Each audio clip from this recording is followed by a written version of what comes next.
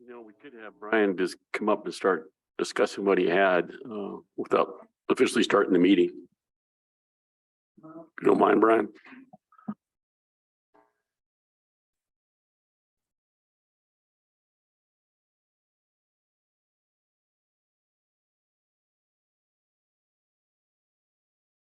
Members of the council. So quick conversation with you this morning. You have on your screen a letter from the Secretary of Energy inviting the tribes to participate in a tribal energy conference. It's hosted by the Department of Energy's Indian Energy Program. We've been present at these in the past. It's been a few years, of course, since COVID. But pretty significant in that this time the secretary is actually going to be meeting for a portion of the conference directly with tribal leaders or their delegates. So I'm here soliciting whether or not you want to participate.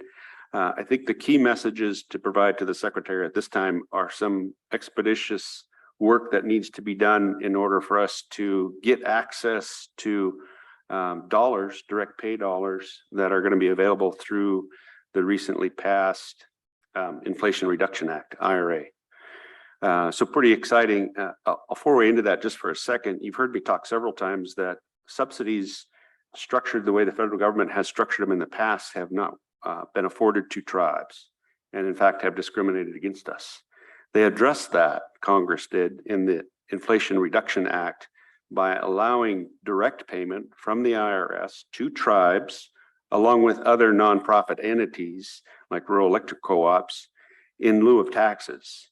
So the mechanism and the regulations need to be worked out in short order, but it sounds like the way this would work is, for example, if Energy Keepers went out and invested in a qualifying facility, and let's just say it cost $100 million, then that we would submit as if we were submitting for tax reimbursement to show that it qualified, and then they would pay us directly the same amount that they pay for the tax subsidies, which are substantial. So the base is 30%, but you can get up to 20% more added to it depending on how you structure your deal.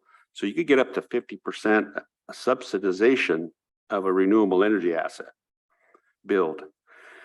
So significant opportunity, I think, for us.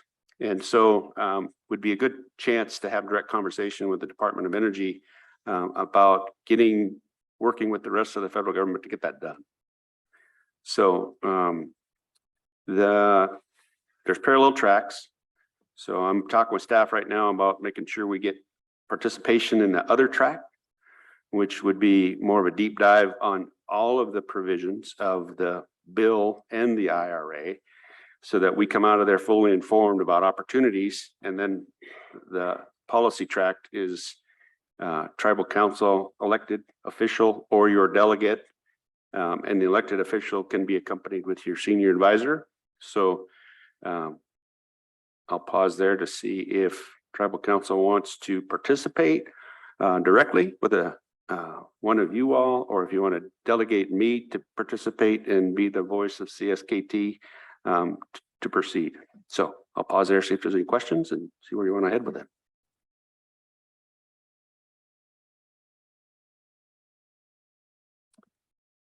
We do too. Okay.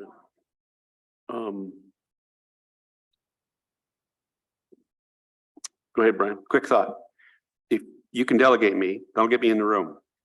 If I'm not an elected tribal leader, they're not going to let me sit at the table. So I'll be kind of like the fly on the wall, which is still important because I'll be able to hear, talk on break, obviously, but not be talking as part of the meeting. Elected officials going to sit at the table and have the conversation. Okay. Before we have any more discussion on it, though, but I want to go ahead and try to open up the meeting. So can I call the meeting to order?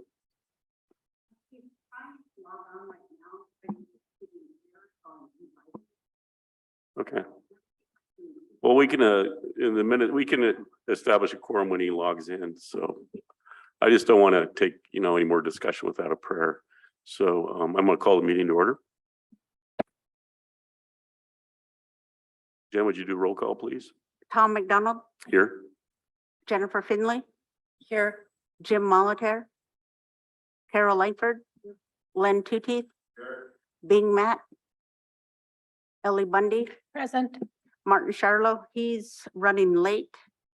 Mike Dolson, I'm here. James Steele Senior. Carol, would you mind starting us out with a prayer today? Hey, Creator, today we just give thanks for the sunshine and the beautiful day, and we just ask you to watch over families who are struggling today, and that would be the Liberty family members in the hospital. We just ask you to be with them, and then also the Lisa Mitchell family, and then Old Horns and Bucks, and we've lost quite a few of them. Creator, we just ask you to be with us and just give them strength, and a special prayer for Amelia Stanger, who is also struggling, and she's also gone on her journey. Creator, we just ask you to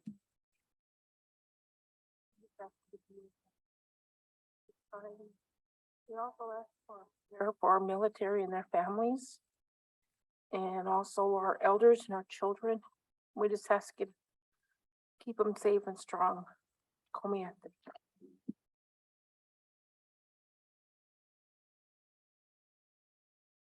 I'm not Carol.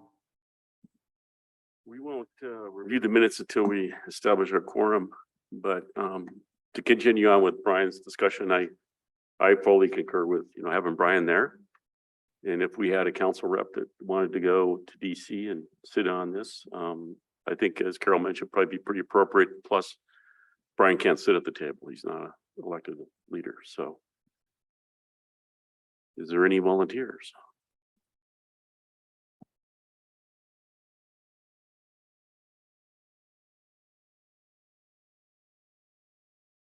It's October 4th and 5th, travel on the 3rd, Monday, come back either 5th or 6th, or 6th or 7th, sorry. At the same time, for the Monday and Tuesday. Yeah. Well, go ahead. I think the meeting's actually for both those days.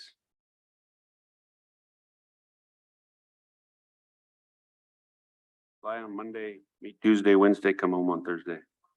Or come home Wednesday night, yeah. Charlie, you want to go?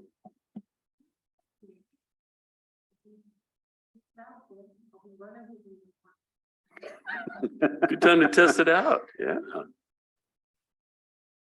Okay. Yeah. Mike and I will be in Spokane the first part of that week. Okay, I'll coordinate with you, Karen. We'll get registered and get folks going. Like I said, we'll get staff participating in the other. Mike and Mr. Chairman, if you need support from Energy Keepers and water management and PNCA headwater benefits, let me know. I've got other staff that I could certainly have support you in those meetings in Spokane as well. Okay, cool. Okay. Thank you, Brian. Yep. Thanks for coming in. Yeah, so Go ahead, Carol. Do we want to talk about the other issue at all? if you all want to, I certainly can. Yeah. Yeah, but we don't executive. have a quorum. Could I do one thing before we go in executive? Could Arlene, I know that you're here this morning. I haven't seen you in a while and you have a guest with you. Could I ask you, what's going on?